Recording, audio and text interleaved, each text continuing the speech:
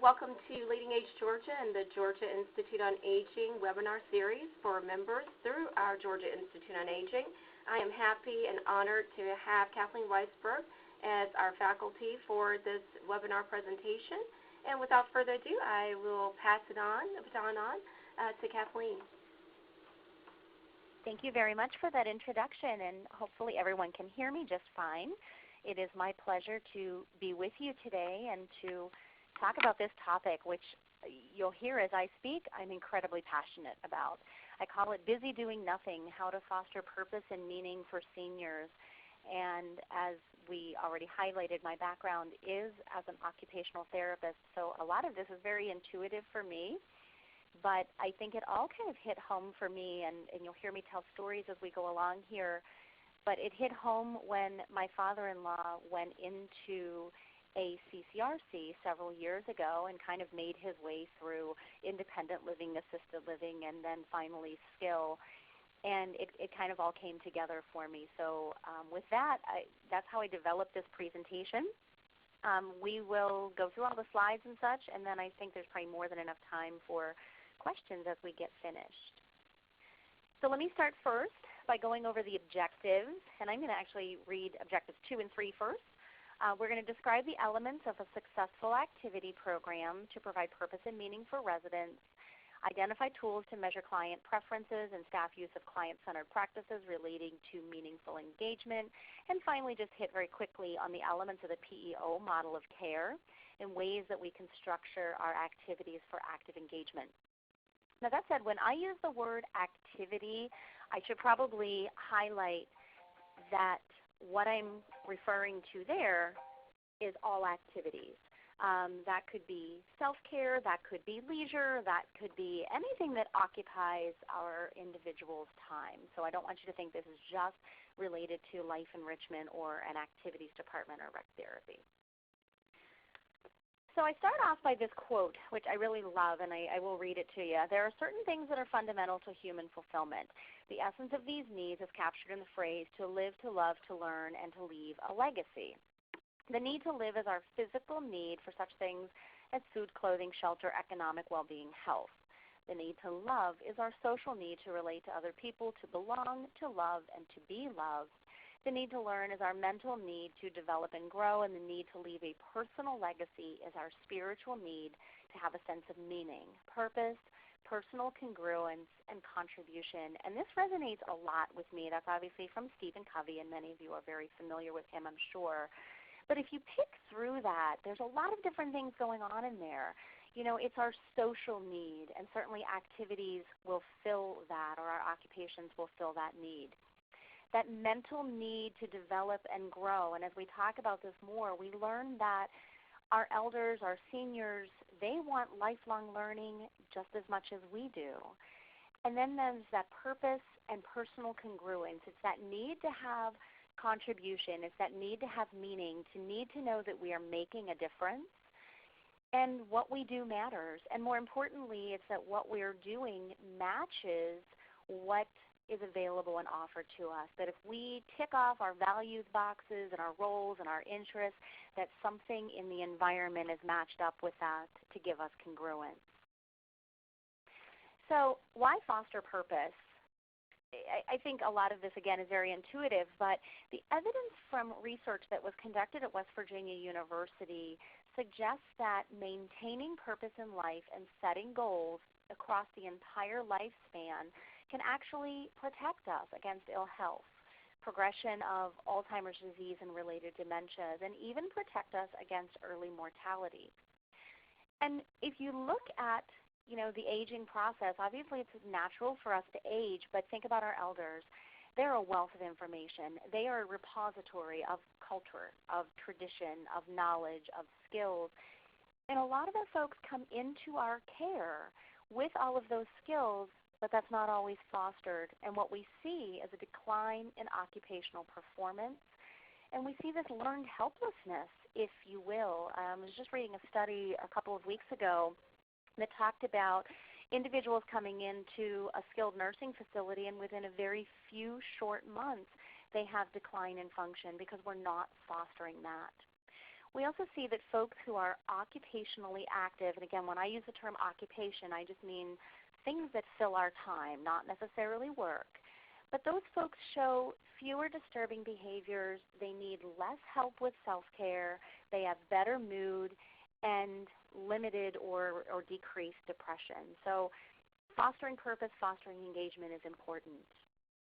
And I think, too, our seniors are at a crossroad, and if I polled every one of you and asked you, what are your roles right now, you would tell me that your roles are father, mother, employee, caregiver, volunteer, whatever. You have a lot of different roles.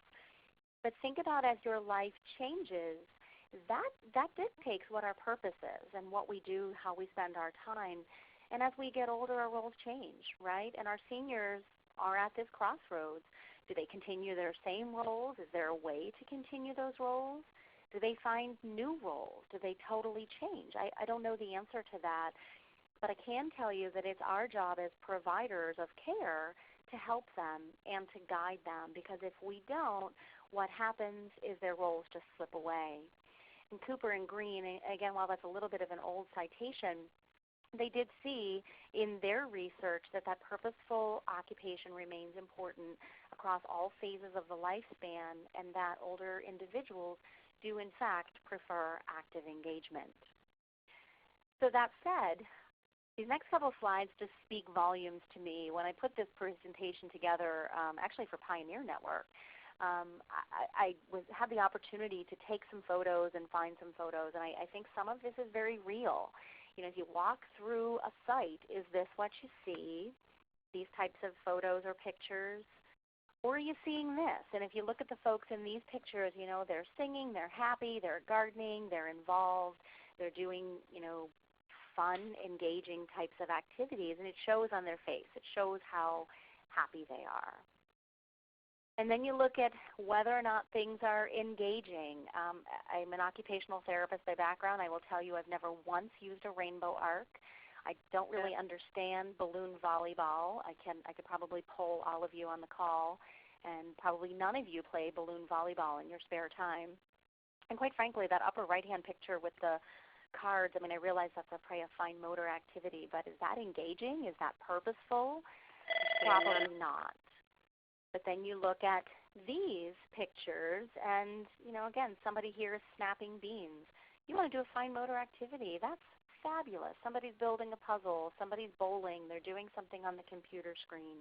These are obviously very engaging, and that's where we want to be, right? We want something to be fun and engaging. And I say to folks all the time, the reality is all of us, as we're talking here, we are the future of healthcare. We are the face of long-term care or of skilled care in the future. So we need to be thinking about this.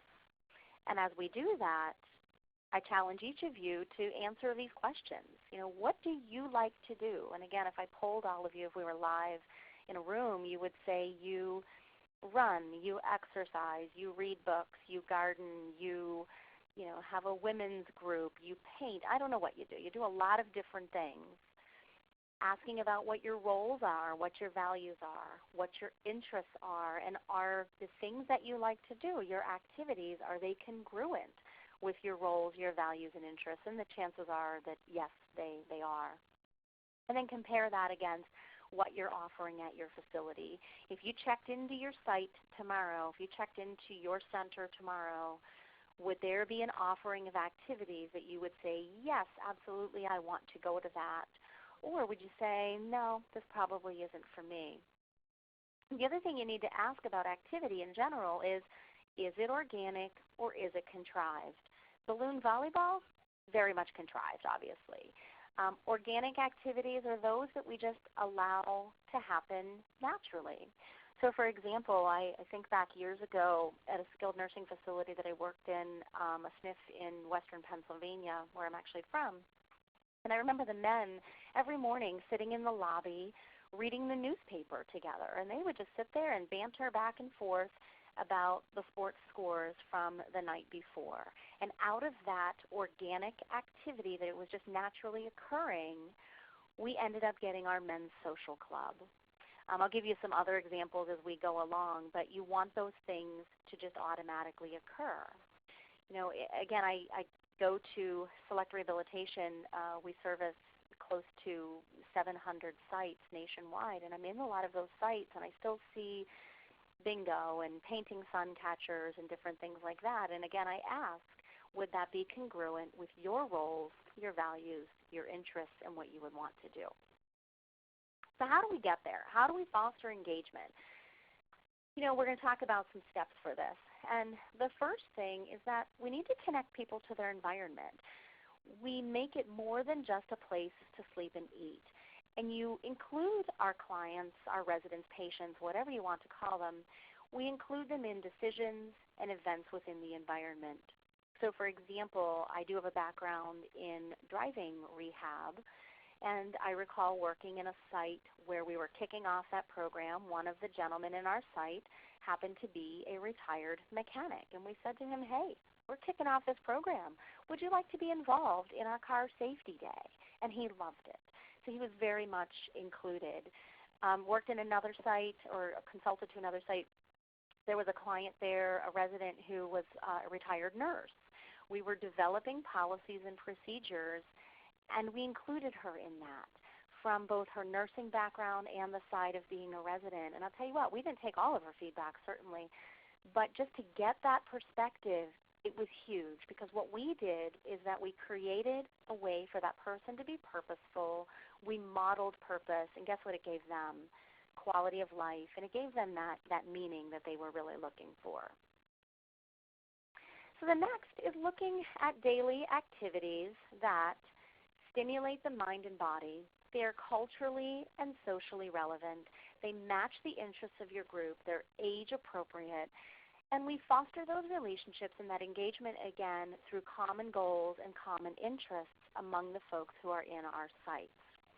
Now, you might be sitting here saying to yourself, okay, that sounds all great, but I don't have the resources for this. I can't pull this together. The reality is it doesn't always have to be you who does this. Use the resources around you. I'm going to give you a great example. A site, again, in Pennsylvania, the eastern side of the state, an administrator at that particular site pulled together all of his department heads and said, you know what, everybody's going to lead an activity in this facility based on what your interests were.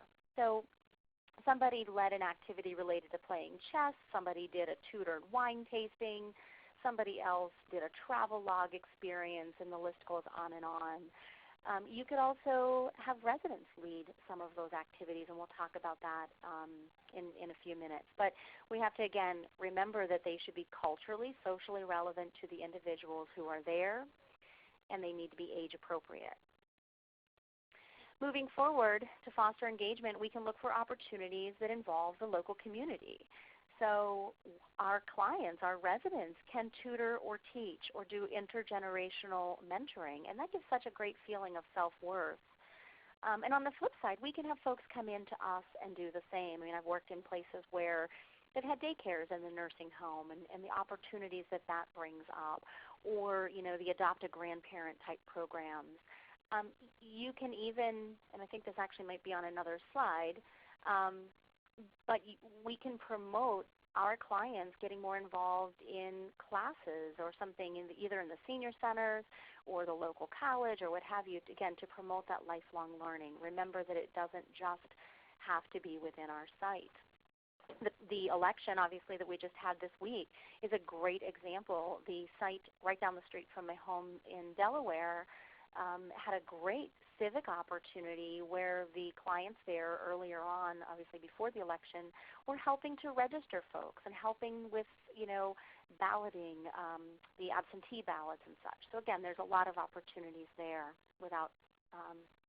outside of our facility.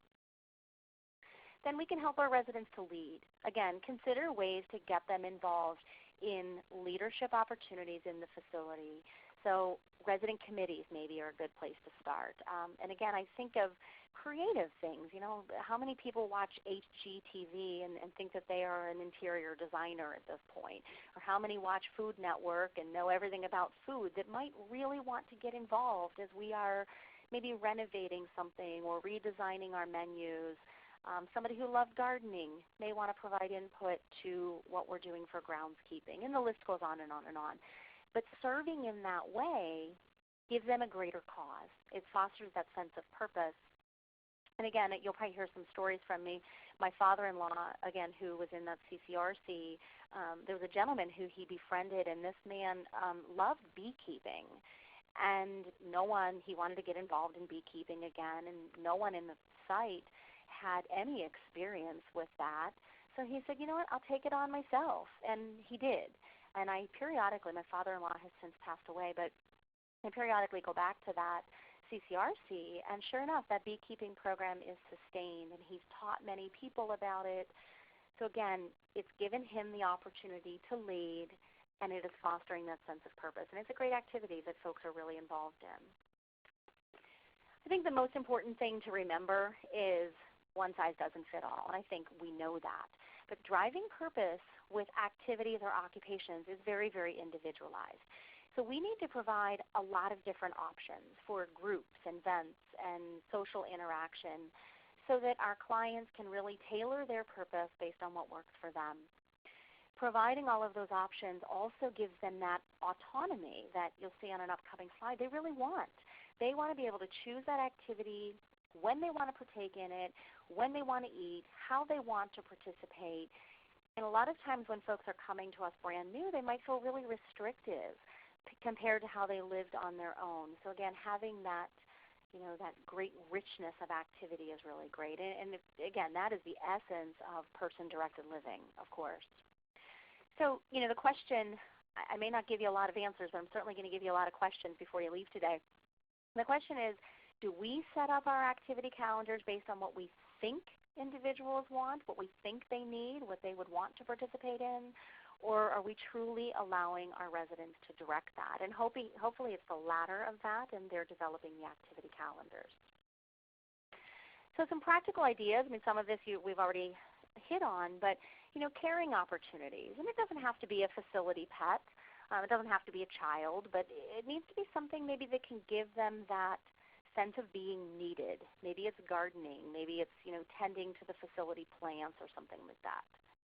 We've already talked a little bit about lifelong learning, but again, this could be classes that are hosted right at our site, taught by staff, by other residents, or on-demand classes, free of charge. There's a lot of online learning that people can tap into. The senior centers will offer transportation a lot of times, and we can partner with a local community college. Again, I'll give you a great example here for lifelong learning. My father-in-law, who had dementia, by the way, I will share that, was an artist his whole life, and the facility actually tapped into him, even at the modern stage of the disease process, to teach a watercolor class. Because it was such a routine, ingrained occupation for him, that was a pretty easy thing for him to do. But again, it gave him purpose, and it set up an activity within that site that a lot of folks enjoyed. We can also find ways to encourage participation and foster that sense of community. So even when you do set up an activity, one person organizes it, another person gets supplies, so on and so forth, so that with that approach, there's an immediate impact, there's an immediate purpose, and a sense of community. And you'll see on an upcoming slide, the goal here is diversity of activity and diversity that matches our interests. So we've already talked a little bit about interests and preferences. So how do we solicit those? And we're going to talk about all of these. Making an activity successful, it needs to be client-centered, individualized, graded. We need to have volume and content, staff attitude, and nursing support. Let's just jump in and start with client-centered and individualized. We need to obviously solicit preferences and continue to support individuals in those 5 domains of life: recreation, social, community, civic, and personal development. So again, as we've already said, it's really crucial to offer meaningful activities that reflect preferences, encourage individuals to explore and choose from those options, and if there's nothing that matches their choices, maybe encourage them to help us to develop something. We again see, when we transition into a facility, that oftentimes there are not enough meaningful choices for activities, especially, in those sites where we don't know exactly how to solicit their preferences. Now, I liken this, if you will, to the cruise ship, if you'll use that analogy for just a second. You go on a cruise, if anybody's been on a cruise, you have all of these activities going on, right? At any given time, you have 3-4 different activities throughout the course of the day. And you may not want to go to all of those activities, right? But you love the fact that they are being offered. And again, that is really what we're looking for, is having that volume of activities to choose from. We also want to make sure that we have control over the activities and the timing. We'll come back to that again. But looking at the time frame of activities, are they all day, according to what our normal routines and schedules are, or do they stop when life enrichment goes home? So continuing on with that, we want to solicit preferences. The best and easiest way to do this is to start with a systematic narrative history of that person's preferences. So what is that all about? It's just really sitting down with that person and asking them all the questions about what they like to do when they come into our site. Now, oftentimes when we do that, when you say, what do you like to do? What are you interested in? You don't get a whole lot of answers. So we'll talk about that again on the next slide. We want to gather that information because that's going to help us to facilitate things that may be enjoyable for them. And as we do that, we want to ask, what did you enjoy in the most recent week before you came here? What did you enjoy 5 to 10 years before coming here? What did you enjoy just a few years ago? Again, just to see how their activities have changed over the course of that span.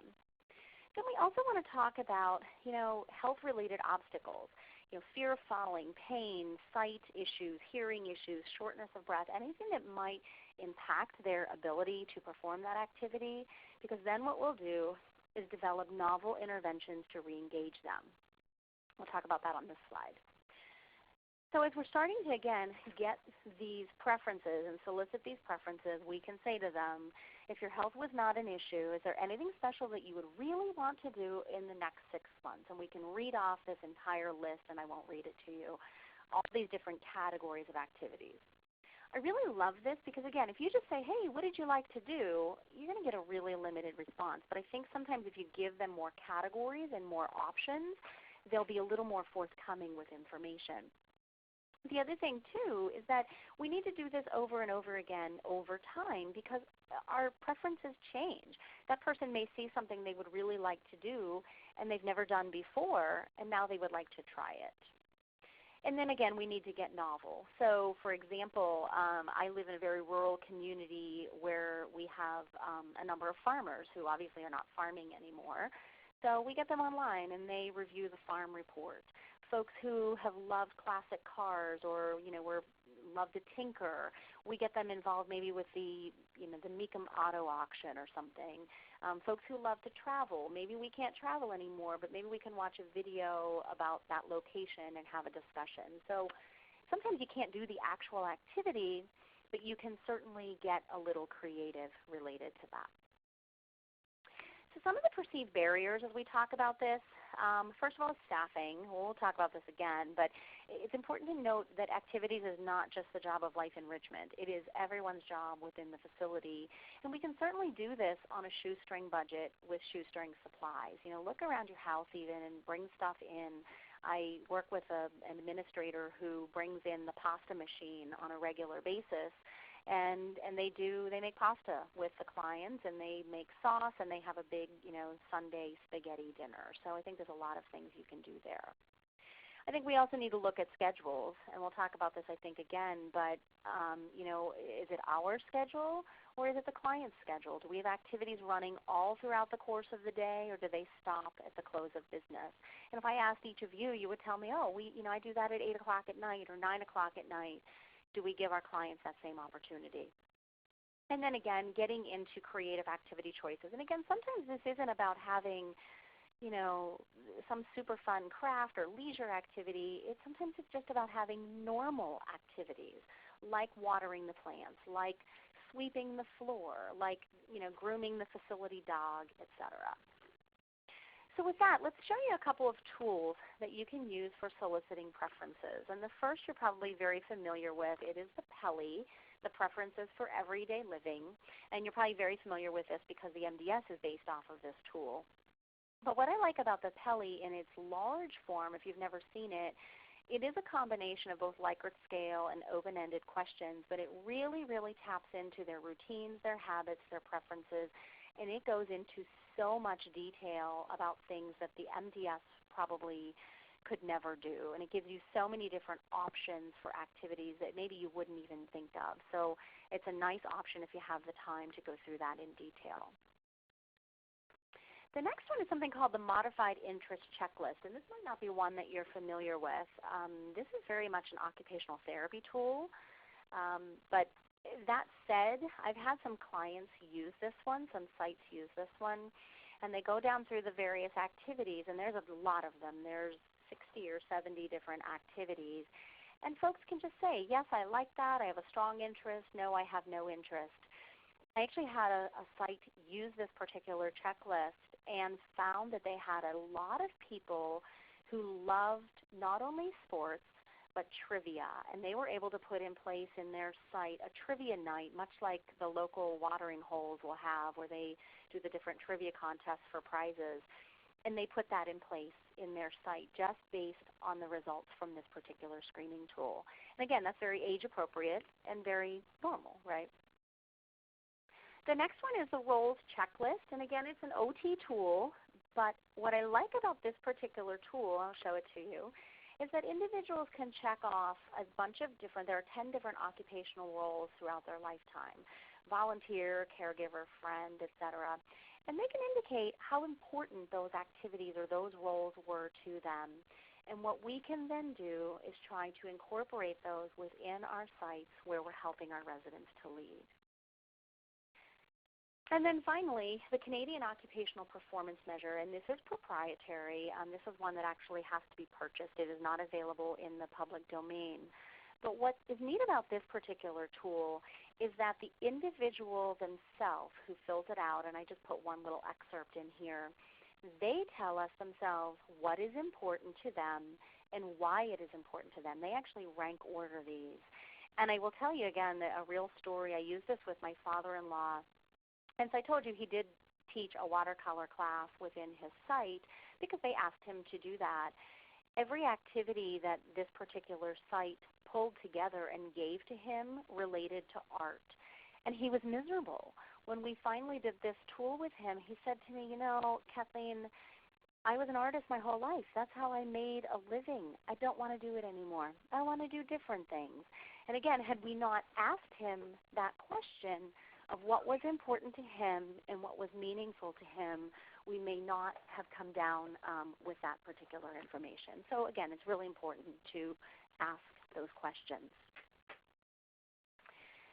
So now that we have preferences, we have roles, we have values, we have information, what do we do with it? The next section is talking about meaningful activities, and not only that, but how to adapt them. So we want to make sure that there is, some sort of reality orientation. There's sensory, there's cognitive, there's all sorts of different things built into that particular activity. But above that, we also need to recognize that when we look at those particular activities, social context and social contact are the most important thing. Those are the biggest things when we look at activities that are going to enhance quality of life. The other thing is this last, and again, this is a pretty old citation, but it is still incredibly relevant. Materials-based activity elicits more engagement than exercise. What in the world does that mean? Basically, this particular study found that the more we can engage and make it meaningful, the better our outcomes are. So instead of doing rote exercise, or maybe it's your restorative program that's doing, range of motion or exercise or something, the more we can make that fun, engaging, something purposeful, build it into an activity, the more we saw folks have better engagement and more repetition. So it's just something to think about. And again, as a therapist, that's really meaningful to me to not just work somebody through exercises, but again, to tap into what they enjoy. So one of the questions that comes up, and I'm going to go through this pretty quickly, is about task grading. And it is just what you think it is. It's changing the complexity of what that activity is, either to make it more challenging or less challenging, depending on where the client is. So you may change the position of the activity. You may change the intensity. You may eliminate some of the skills. But in essence, it's just making it harder or easier to get that person to be successful with that particular activity. So when we do the activity, obviously the end is still the goal. I mean, we're not changing the goal. The end is still in sight that we want them to complete that activity. But again, maybe we'd change the number of steps, the amount of time, the number of instructions we give them, the place where they perform that activity so it's maybe less stimulating, etc. One of the things when we get to the dementia section, we'll talk about this briefly, but it needs to be appropriate to the person's abilities. And we also need to use their history as a guide. So if we know that that person has always been, very particular about how they complete an activity, we need to incorporate that into what we set up for them. Or if they have very high expectations of themselves, we need to know that. If they get anxious with certain things, we need to know that and build the activity around it. So general rules of thumb, again, pretty easy. You're going to grade up when the person wants further mastery or when they're doing something successfully, grade down when they're having trouble. So for example, maybe it's a gardening task that you're having the person do, and maybe they plant the seeds and you fill the water container and they actually water it. So you kind of tag team that. Or maybe it's eating ice cream. Maybe you scoop it because they can't, but they put the toppings on. So again, you break it down into something that they can do. Again, it's adapting the design, it's the instruction, it's the education, etc. It doesn't change the end goal, it just provides a means to a task. Now, I'm just going to say here quickly before I go into the next couple slides of examples, the hardest part of this is when someone has a cognitive decline related to dementia or maybe a lingering head injury or something like that, and we'll talk about that here in just a second. So these couple slides come straight from the Nursing Home Quality Campaign, directly from Advancing Excellence. So it gives you just some ideas, and I'm not going to go through them, but what you can do, if you go to this website, there's a ton of different ideas on how to adapt the tasks for physical challenges, for cognitive issues. You can see allowing them time to respond, limiting their choices. Maybe it's social, maybe there's a lighting issue or way too much distraction. Or maybe it's a social issue where they don't want to do something in a group, they'd rather do something one-on-one. So there's a lot of information out there about task adaptation. Those are just a couple of simple ones. So as I said previously, the thing that folks want is volume and diversity. And this, again, as I was putting this together, just really hit home for me. What is important to our folks is that it's not the intensity, it's not the frequency, it's not the duration, it's the volume and the diversity. They want a lot to choose from. Again, that cruise ship analogy, if you will. And moreover, when we look at wellness and we look at health, the body doesn't care if it's a leisure pursuit. It could be exercise. It could be a household chore. Again, think about the things that you love to do. Maybe it's yard work. Maybe it's cleaning or organizing. Our residents, our clients want to do the same thing. So some of those social and productive activities are just as effective for maintaining wellness and health as are true fitness activities. So this particular slide taps back into the need for adaptability for our activities. I think it goes without saying the attitude of the staff is going to have the greatest impact on the success of any activities program. Ting and colleagues back in 2013 did this study, and it was pretty interesting. They actually engaged their clients in 45 minutes of activity sessions twice a week for 12 weeks. And what they found, that's not a lot of time, 45 minutes, that's an hour and a half a week in some sort of structured activity program for 3 months. What they found is that the burden of care on staff on the unit decreased significantly, and they had positive outcomes. They had positive quality of life outcomes. They were even more positive when those activity staff were given what they called resource kits. And what were in those resource kits were guidelines on how to set up the environment to make it more structured so that somebody would be more successful, how to communicate with somebody maybe who had a communication disorder, aphasia or a dysarthria, how to grade the task, and how to put together a very simple activity plan. Where the staff felt like they had the resources to be successful, they were very successful and had, again, great quality of life outcomes. So I promised you quickly some information about dementia. This is probably the hardest thing that we do with activities. And when we look at the activities here, for somebody who has a cognitive decline, the activity needs to be gross motor, it needs to be familiar, there needs to be an observable effect, no rules. And again, I liken this to almost like how my children play and how my children get involved in activities. It's creative, free play. We don't put rules and competition and such in until we're way into an adult phase. So we want these to be very observable results on the environment. It should be voluntary, pleasurable, socially and age appropriate. And if that person cannot identify what they want to do, which that could very realistically be the case with dementia, we would structure activities about what we know about their history, their values, their interests, and their roles. One of the things related to activity is the tailored activity program and the tailored activity kit. And I'm not sure if you're familiar with these, but a couple different studies on these. Long story short, they developed activity kits related to the person with dementia. And some of them were framed around the stage of dementia. Some of the kits, depended on the study that you looked at, some of the kits were very individualized to the person. Some were related to topics. So like there was a baking activity kit, there was a fishing activity kit, what have you. And within those activity kits, there were activities that that person with dementia, if you pulled it out, no matter what stage they were at, that activity kit was designed for them. They would be successful in doing that. So individuals who would come in and visit their family members were able to pull those, and they'd have talking points. They'd have something around which to structure their visit. When folks were sundowning, they were able to pull some of those tailored activity kits, and we saw fewer behaviors in general because there was something that they were doing with their time instead of just a plain old fidget. So where you can tailor activities and make it purposeful for that person, you will see fewer behaviors. Another thing related to this, and there are whole courses related to this particular topic, so unfortunately we don't have the time to get into it in great detail, is something that DeWard and colleagues called errorless learning, and you've probably heard of this. The basis of it is we either want to correct mistakes before individuals with cognitive decline make them, or we want to prevent those mistakes from happening in the first place. So, some steps to do that. Don't allow them to guess.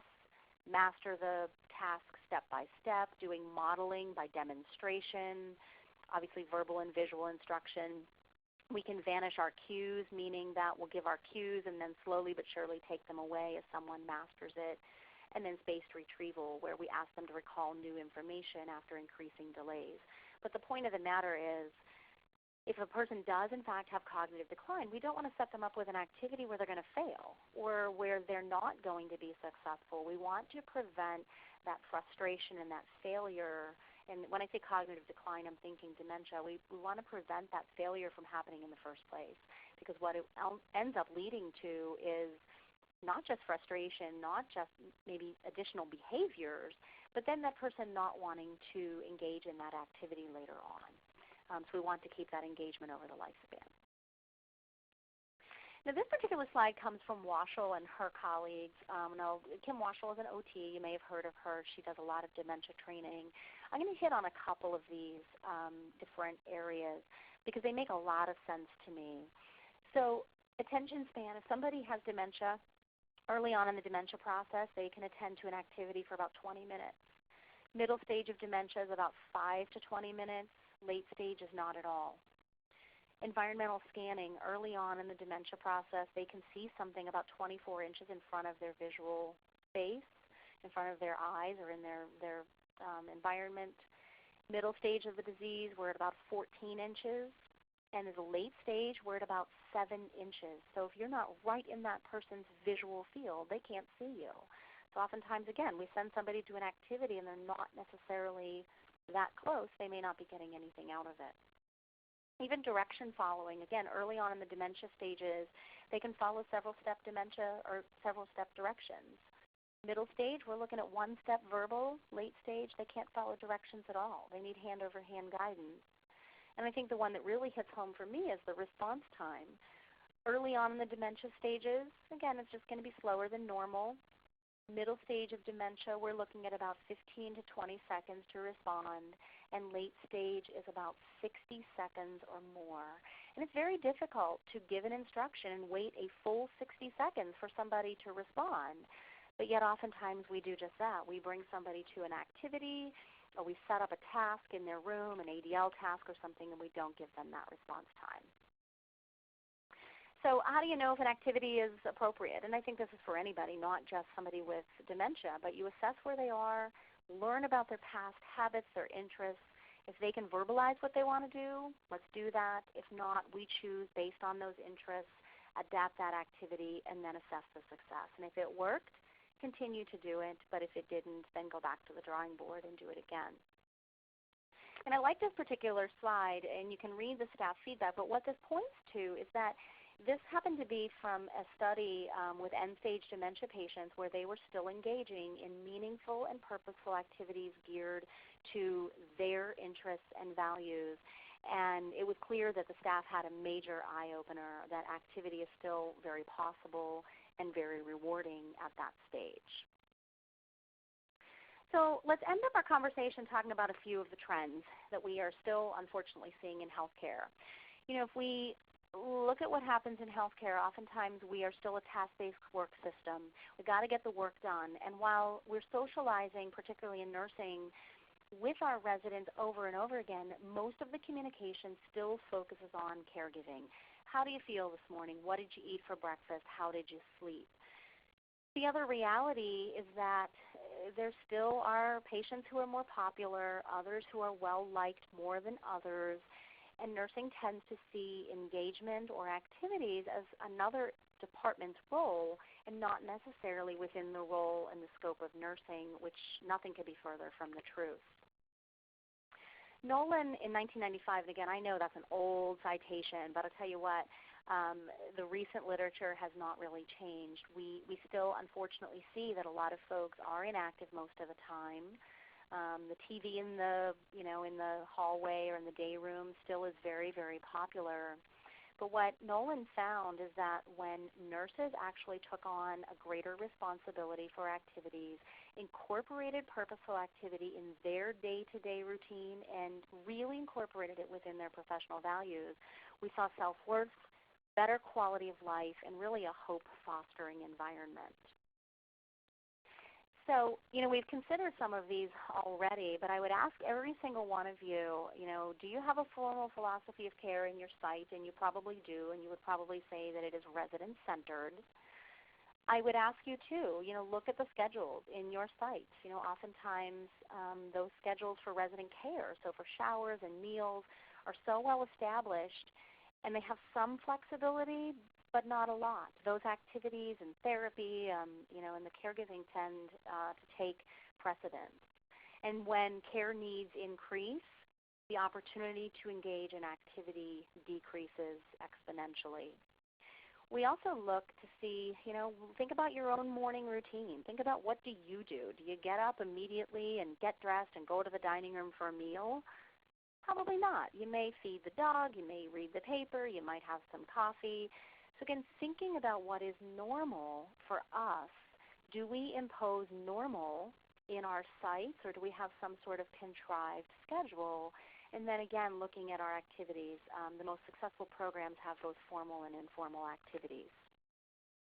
I ask about the philosophy of care because the reality is, even though we all say we are resident-centered, oftentimes when you really, really look at it, we're not. Those basic care needs are always addressed first.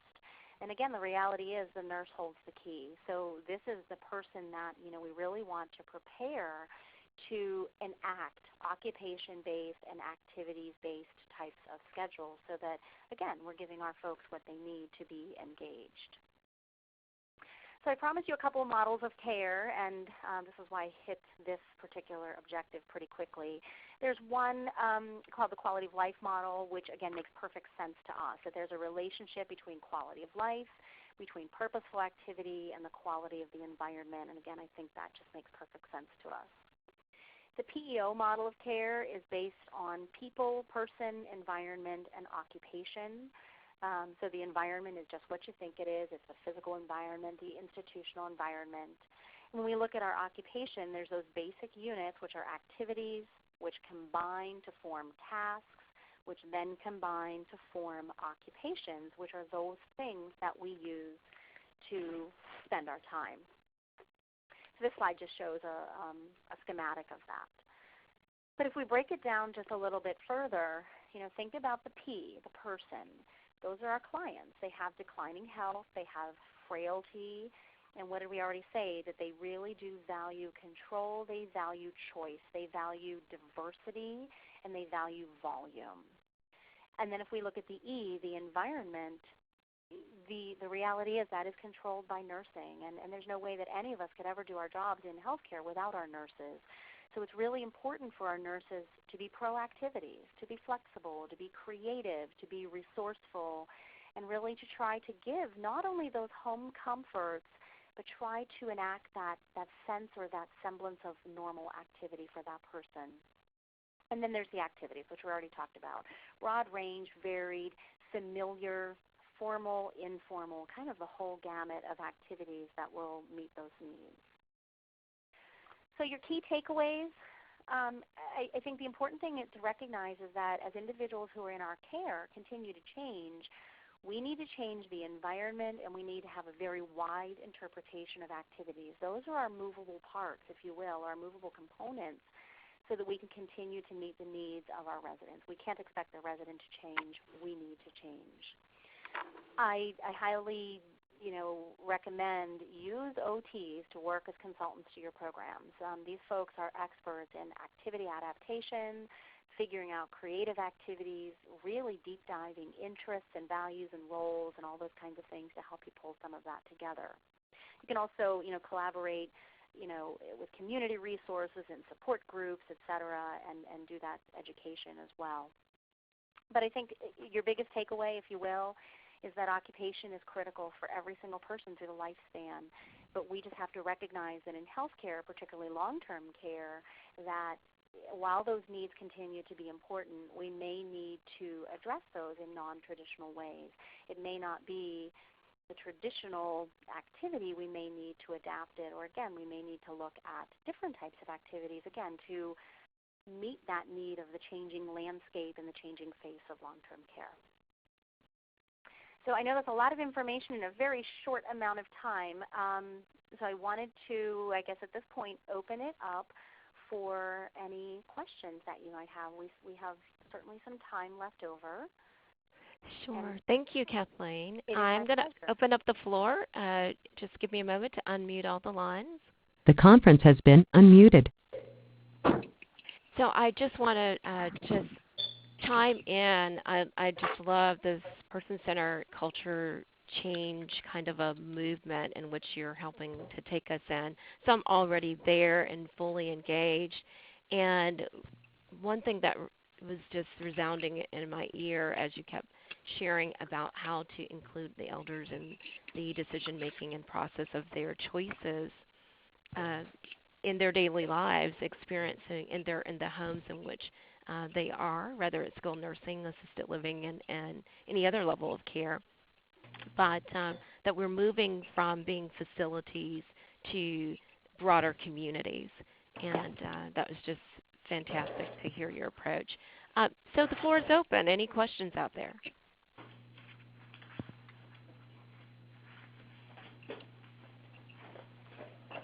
I would just add in one other thing. As you were talking, I'm thinking to myself, you're right. Some of us are already delivering that person-directed living model. Some are not. Some are partially along that continuum. but that's just it. It is a continuum. There's no end in And sight with that. right. It is a constant process. But I think, too, what we're talking about here also ties so nicely into the requirements for participation now as well. That, again, if you read through those in great detail, it is person-directed. And we have to get to that point and really, again, look at what our clients need, not just what we need and what we think is best and what meets our schedule. Sure. So I just have a quick question of the audience. For those of you, when you first saw this narrative in terms of the webinar topic, and if you would share some of the things that you were expecting to hear from Kathleen, and maybe some of those things that were not touched upon that will give her an opportunity to advise and consult.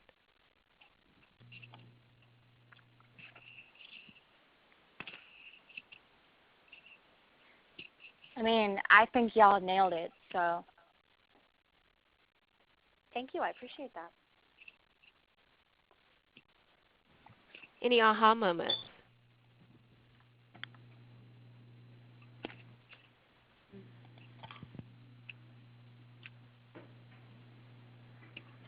Okay, I know it's a busy Friday. Silent majority.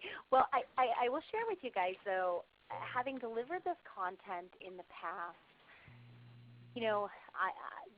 we're all in different sites and different locations, and I've had so many people say to me, well, we're already doing this. I know we're doing this. And you probably are. It still behooves us to go back and take a really critical look at what we are doing. Again, while we honestly, truly think that we're doing everything that our clients want, you'd be very surprised sometimes that, just having that quality assurance, process, we can still learn from each other and continue to grow. So Kathleen, will you share your contact information? I'm sure there's going to, after absorbing it all, and we've all had a challenging week and probably stayed up late at least one night this week. I agree. We want to get them in touch with you. I'm trying to pull up the slide, and it's not going. So hold on a second. Let me see if I can go backward. If it'll let me. It doesn't seem to be letting me. Hang on a second. Let me see if I can get you there. Oh, it's moving along. Yeah, let me see if I can get all the way back to the beginning because that's where I need to be. And I was trying just to do it by the slide sorter, and it wasn't letting me. Give 1 second.